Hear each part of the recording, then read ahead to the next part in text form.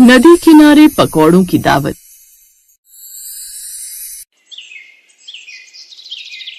किसी नदी के किनारे एक बुजुर्ग आदमी पकौड़ा बेचा करता था। लोग उन्हें प्यार से नन्हे काका कहकर बुलाया करते थे। हर दिन का यही है, सुबह से शाम बीत जाती है पर सिर्फ 8-10 ग्राहक ही आते हैं। धीरे धीरे शाम हो गई। एक ग्राहक उसके पास आया। अरे नन्हे काका, जरा 100 ग्राम पकौड़े देना। 100 ग्राम से क्या होगा भाई साहब, कम से कम 1 किलो ले जाइए।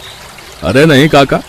काका ने उसे पकौड़े दिए। वो आदमी काका को पैसे देकर चला गया। धीरे धीरे रात हो गई। वहाँ लाइट थी नहीं, इसलिए काका सारा सामान लेकर अपनी झोपड़ी में आ गए, जो उसी जंगल में बनी हुई थी। बची हुई पकौड़ी खाकर काका लेट गए और मन ही मन सोचने लगे। यहाँ नदी किनारे धंधा कुछ खास नहीं चल रहा है। कल अपने गांव होकर आता हूँ, अगर वहाँ दुकान लगाने की जगह मिल जाए तो ज्यादा ग्राहक मिलने लगेंगे। यही सब सोचते सोचते काका सो गए। अगली सुबह जल्दी उठकर वो गांव पहुंच गए और कुछ लोगों से मिले। अरे मोहन बेटा, गजोधर भाई, यहाँ पर मुझे अपनी पकौड़े की दुकान लगानी है, कहीं जगह मिल जाएगी क्या? नहीं नन्हे काका। बेटा तुम लोग तो मुझे जानते हो, मेरा बचपन जवानी सब यहीं बीता है। देखो काका, अब तुम्हारा यहाँ कुछ नहीं बचा। तुम्हारे बेटे बहू सारा खेत और घर बेचकर इस गांव से चले गए। काका बिना कुछ बोले वहाँ से वापस आने लगे। तभी उन्होंने गांव के चौराहे पर एक 10 साल के भिखारी बच्चे को देखा, जो बड़े ही ध्यान से किसी होटल पर जलेबी और समोसे देख रहा था। अंकल अंकल, मुझे भी जलेबी और समोसे दे दो ना। अरे यार, ये सुबह सुबह भिखारी न जाने कहाँ से आ जाते हैं। तेरे पास पैसे हैं जलेबी और समोसे लेने के लिए? पैसे वो क्या होते हैं? तभी एक ग्राहक आया। उसने कुछ सिक्के देते हुए कहा, अरे भाई साहब, 200 ग्राम जलेबी देना जरा। इसे कहते हैं पैसे। चल भाग, जब पैसे हो तभी आना, आ जाते हैं मुफ्त का खाने। गोलू भूख के मारे अपना पेट पकड़कर वापस आने लगा। अब बेचारा कितना भूखा है। काका वापस नदी के किनारे अपनी पकौड़े की दुकान लगाकर बैठ गए। तभी उन्होंने नदी के किनारे उसी गोलू को देखा। तभी काका उसके पास पकौड़ी लेकर गए। बेटा खेलना बाद में, पहले ये पकौड़े खा ले। मैं नहीं खा सकता काका, मेरे पास पैसे नहीं है। कोई बात नहीं बेटा, मैं तुझसे पैसे नहीं लूंगा। नहीं काका, आज एक जलेबी वाले ने मेरी बहुत बेइज्जती की। मैं बिना पैसे के अब कुछ नहीं खाऊंगा। इतना बोलकर गोलू ने ढेर सारी मिट्टी उठाई और वहाँ से चला गया। लगता है इस बच्चे पर उस दुकान वाले की बातों का गहरा असर हुआ है। वहीं दूसरी तरफ गोलू अपने बाकी अनाथ दोस्तों के पास पहुँच गया। गोलू, ये मिट्टी लेकर क्यों आया है तू? तू तो हम सबके लिए खाना लेने गया था ना। लगता है भैया को खाना नहीं मिला, इसलिए मिट्टी ले आए। कोई बात नहीं भैया, हम मिट्टी खा लेंगे। अरे नहीं नहीं, आज मुझे पता चला कि गोल गोल सिक्के जैसी कोई चीज देकर कुछ भी खरीदा जा सकता है। उनके पास लोहे के सिक्के थे, पर हम मिट्टी के सिक्के बना लेंगे। क्या बात है भाई, अब तो हम कभी भूखे नहीं रहेंगे। चलो ढेर सारे सिक्के बनाकर धूप में सुखा लेते हैं। तो इस तरह उन बच्चों ने ढेर सारे मिट्टी के सिक्के बना लिए। उसके बाद गोलू उन सभी बच्चों को लेकर नन्हे काका के पास गया। काका ये लो पैसे, और हम सबको पकौड़े खिला दो। हम मुफ्त में कुछ नहीं लेंगे अब। पहले तो काका मिट्टी के सिक्के देखकर हैरान हुए, फिर उन बच्चों की मासूमियत देखकर उन्हें रोना आ गया। खैर उन्होंने सारे सिक्के लिए और अपनी पोटली में संभाल कर रख लिए। उसके बाद सबको ढेर सारे पकौड़े दे दिए। पकौड़े पाकर बच्चे बहुत खुश हुए। सारे बच्चे उन पकौड़ों पर टूट पड़े, क्योंकि वो सब कई दिनों के भूखे थे। पहले मैं भगवान से नाराज था, पर इन बच्चों को देखकर मेरा सारा दुख, सारी शिकायतें गायब हो गईं।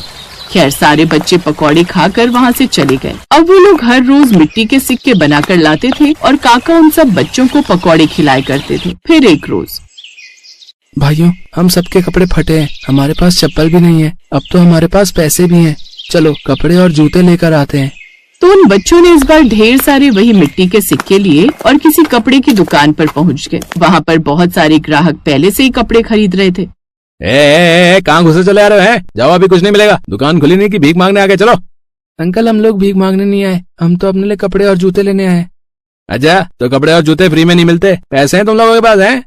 हाँ, हमारे पास बहुत पैसे हैं।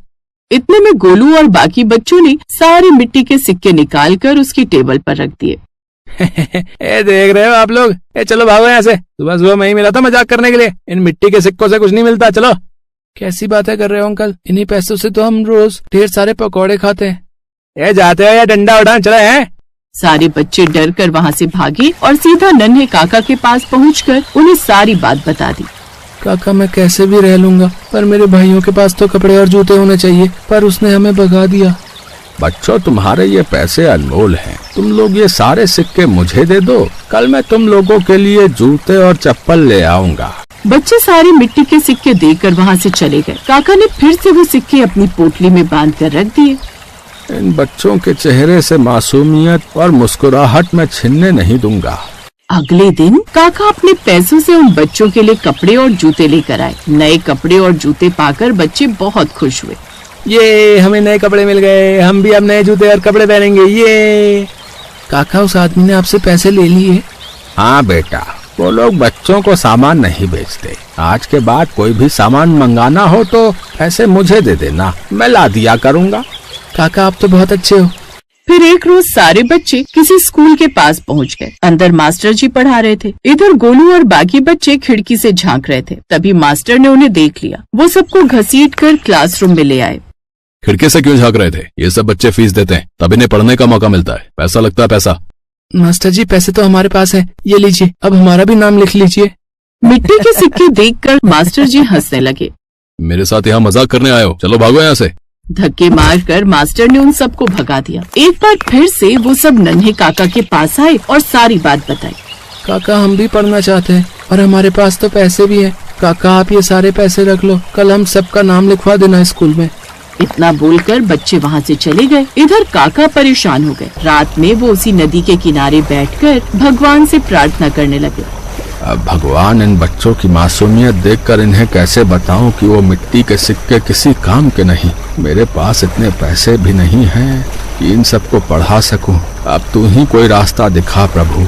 लेकिन अगले दिन जब उन्होंने अपनी वही पोटली खोली तो उसमें अभी तक जितने भी मिट्टी के सिक्के थे वो अब सोने के बन चुके थे। काका ये देखकर दंग रह गए। काका जब सुनार की दुकान पर एक सिक्का बेचने गए तो सिर्फ एक सिक्का 2 लाख का बिका। काका ने उसी दिन बच्चों को बुलाया। बच्चों, अब हम एक साथ एक अच्छे से घर में रहेंगे। तुम सब पढ़ोगे और बहुत बड़ा नाम करोगे। इसी खुशी में मैं आज शाम को पकौड़ों की दावत दे रहा हूँ सबको। और भी बच्चे हों तो उन सबको भी बुला लेना। तब तक मैं भी कुछ खास मेहमानों को दावत दे के आता हूँ। तो इस तरह शाम को नदी किनारे पकौड़े की दावत में वही मास्टर जी आए जिन्होंने उन बच्चों का मजाक उड़ाया था। वो कपड़े वाला दुकानदार और होटल वाला भी आया जिसने गोलू को दुत्कार कर भगाया था। दावत से पहले काका ने उन सबको अपने उन गरीब अनाथ बच्चों के साथ अभी तक घटी सारी कहानी सुना दी। कहानी सुनकर सबकी आंखों में आंसू आ गए। इसलिए किसी भी भिखारी बच्चे को देखो तो उन्हें बेइज्जत मत करो। उन्हें पैसे, कपड़े या खाना ना दे सको तो प्यार से मना कर दो। उनके अंदर भी मासूमियत होती है, बचपना होता है। सोचिए आपके बच्चों के साथ भी बाहर वाले वैसा ही बर्ताव करें जैसे आप लोगों ने इन अनाथ बच्चों के साथ किया था तो कैसा लगेगा आप लोगों को? काका, हमें माफ कर दो, आज आपने हमारी आंखें खोल दी। काका, हमें लगा ये हमारे साथ मजाक कर रहे हैं। इनकी मासूमियत से भरी खुददारी को मैं समझ नहीं पाया काका।